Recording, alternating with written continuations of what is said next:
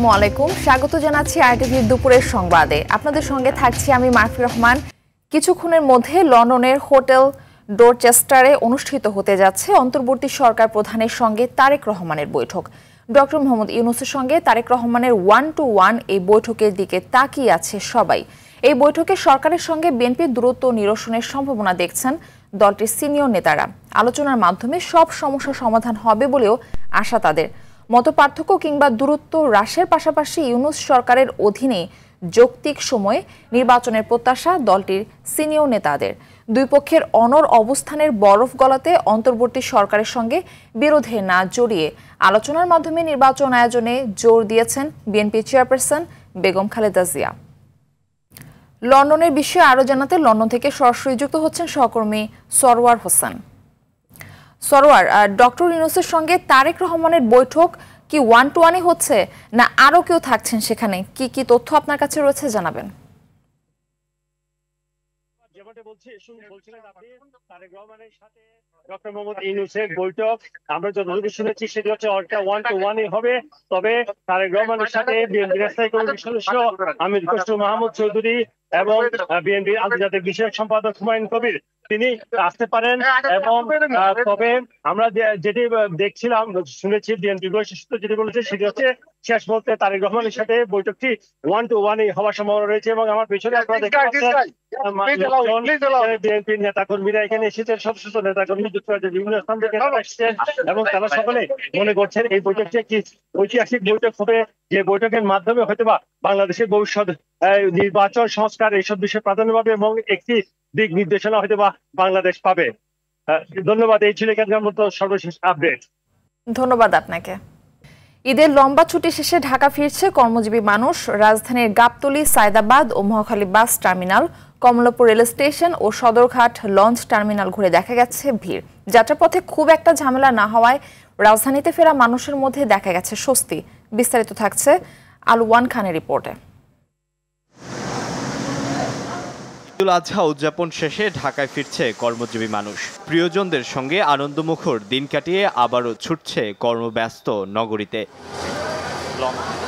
চাপ থাকলেও ভোগান্তি পোহাতে হয়নি বলে জানায় ঢাকায় ফেরা যাত্রীরা। জার্নিটা খুবই আনন্দের ছিল, তবে আমরা স্টেশনে সিট পাই না, যার কারণে অনেক ভিড় হয়েছে।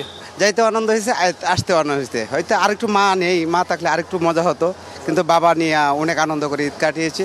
ট্রেনে ও বাসে শিডিউল বিপর্যয় না হওয়ায় ঈদ যাত্রায় বিলম্ব পেতে হয়নি তেমন। আলহামদুলিল্লাহ যানজট পাইনি, মানে যাওয়ার সময় পাইনি, আসার সময় পাইনি। আর এখন যে আসলাম বেশি সময় লাগে না। এমনি নর্মালি আপনি যদি আমি এটা ছুটি ছাড়া যদি আব্বু আম্মুর কাছে যেতাম তাহলে 3 ঘন্টা প্লাস লাগতো। আর আজকে 2.5 ঘন্টা হয়নি, এখনো পুরো রাস্তাঘাট ফাঁকা। তবে বাড়তি ভাড়ার অভিযোগ করেছে যাত্রীদের অনেকে। আছে অনলাইনে টিকিট বাইরে পাওয়ার অভিযোগও। ভাড়া 145 টাকা, এনে 195 টাকা রাখছে, 50 টাকা আমার ফেয়ার হয়ে গেছে। টিকিট পাইতে আসলে কষ্ট হয়। ওখানে এখানে মনে হয় কিছু 2 নম্বরই হয়তো বা কিছু হয়, কারণ আমরা অনলাইনে আমরা টিকিট পাই না। ঈদের ছুটির মাঝেই করোনা বাড়ার দুঃসংবাদ। তারপরও ঢাকায় ফেরার বেশিরভাগ মানুষের মধ্যে দেখা যায়নি মাস্ক পরার মতো ন্যূনতম সচেতনতা। আলওয়ান খান, RTV, ঢাকা। আবারও চোখ রাঙাচ্ছে মরণব্যাধি করোনা। নতুন করে সংক্রমিত 15 জন। তবে স্বস্তির খবর, এবার করোনায় কারোরও মৃত্যুর খবর পাওয়া যায়নি। তবে চলতি মাসেই 82 জনের শরীরে পাওয়া গেছে করোনা। বিশেষজ্ঞরা বলছেন কারিগরি কমিটি গঠন করে সিদ্ধান্ত নিতে হবে দ্রুত। প্রস্তুত রাখতে হবে হাসপাতালগুলোকেও। সে সঙ্গে জনসচেতনতা বাড়ানোর তাগিদ বিশেষজ্ঞদের। সাকিবুর রহমানের রিপোর্টে থাকছে এরই বিস্তারিত। 2020 সালের 8 মার্চ দেশে প্রথম করোনা ভাইরাস সংক্রমিত রোগী শনাক্তের ঘোষণা দেয় সে সময়কার সরকার। করোনায় প্রথম মৃত্যুর কথা জানা যায় ওই বছরের 18 মার্চ। করোনার কারণে বৈশ্বিক জরুরি অবস্থা জারির 3 বছর চলার পর 2023 সালের মে মাসে তা প্রত্যাহারের ঘোষণা দেয় বিশ্ব স্বাস্থ্য সংস্থা। বাংলাদেশে 2024 সালের জানুয়ারি মাসের মাঝামাঝি সময়ে করোনার ওমিক্রন ওমিক্রন ধরনের একটি উপধরন জেন 1A আক্রান্ত রোগী শনাক্ত হয়। দ্রুত ছড়ানোর কারণে জেন 1A কে ভেরিয়েন্ট অফ ইন্টারেস্ট হিসেবে অভিহিত করে বিশ্ব স্বাস্থ্য সংস্থা। চলতি বছরের মে মাস থেকে আবারও বাড়তে শুরু করেছে করোনায় আক্রান্তের সংখ্যা। এমন যখন পরিস্থিতি, ঠিক সেই সময়ে জনবহুল এলাকায় মানুষের মধ্যে নেই সচেতনতা। ন্যূনতম মাস্ক না ব্যবহারে বাড়তে পারে ঝুঁকি। করোনা এগুলো আমরা এখনো পাই নাই, জানি নাই বা শুনিও নাই। এটা যদি আমরা গুরুত্ব না দেই, কারণ নিজের দায়িত্ব নিজে নিতে হবে। সবাই নিজ থেকে উদ্যোগটা নিলে আরো ভালো হয়। করোনার ব্যাপারে সবাই সতর্ক থাকবো। জনস্বাস্থ্য বিশেষজ্ঞরা বলছেন কোভিড নিয়ন্ত্রণে কারিগরি কমিটি গঠন করতে হবে। পাশাপাশি ডিএনসিসি ডেডিকেটেড হাসপাতালকে আইসিইউ সুবিধা সহ পুরোদমে প্রস্তুত করতে হবে। একটা পরিকল্পনা তৈরি করতে হবে সরকারের, আপদকালীন পরিকল্পনা। তো সেখানে যে যদি সামান্য হলে কি করব আমরা, মাঝারি হলে কি করব, এবং বড় আকারে যদি সংক্রমণ হয় তাহলে আমরা কি করব। না, আইসিইউ সাপোর্ট লাগে অনেক সময়।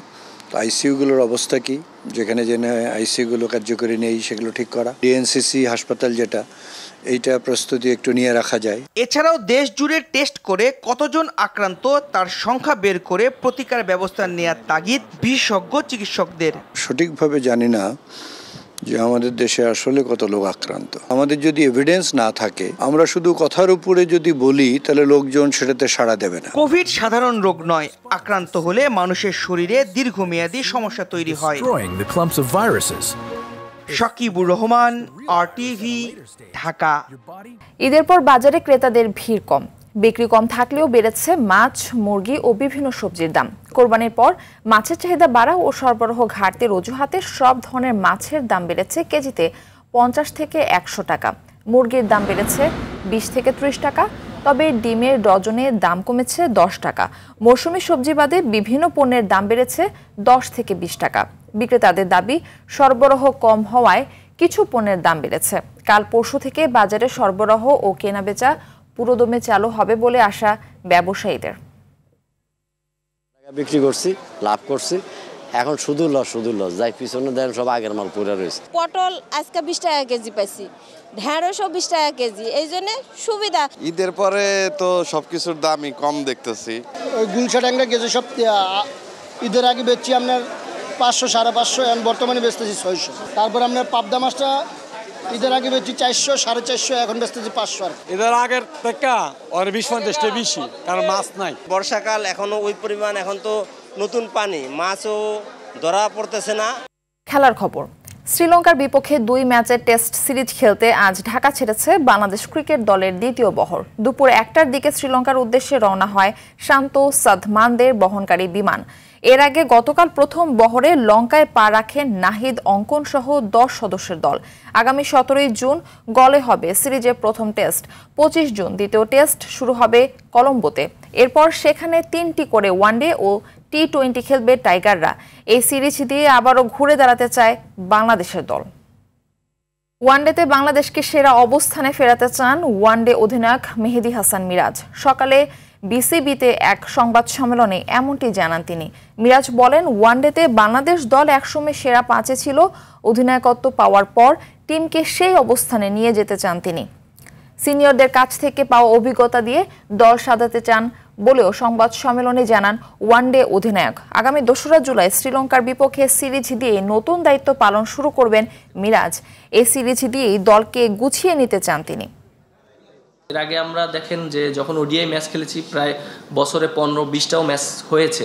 যেহেতু টেস্ট ক্রিকেটের চ্যাম্পিয়নশিপ ছিল, আমাদের ওডিআইটা এরকম হয়নি। সো এটা একটা ওডিআই প্লেয়ারদের জন্য একটা চ্যালেঞ্জিং, যে অনেক দিন পর খেলা হলে অবশ্যই চ্যালেঞ্জ হবে, বাট আমাদের লক্ষ্য থাকবে অবশ্যই সিরিজ জেতা। দুপুরের সংবাদ এই পর্যন্তই। জেলা সংবাদ বিকেল 4:45টায় দেখার আমন্ত্রণ রইল। ধন্যবাদ সবাইকে।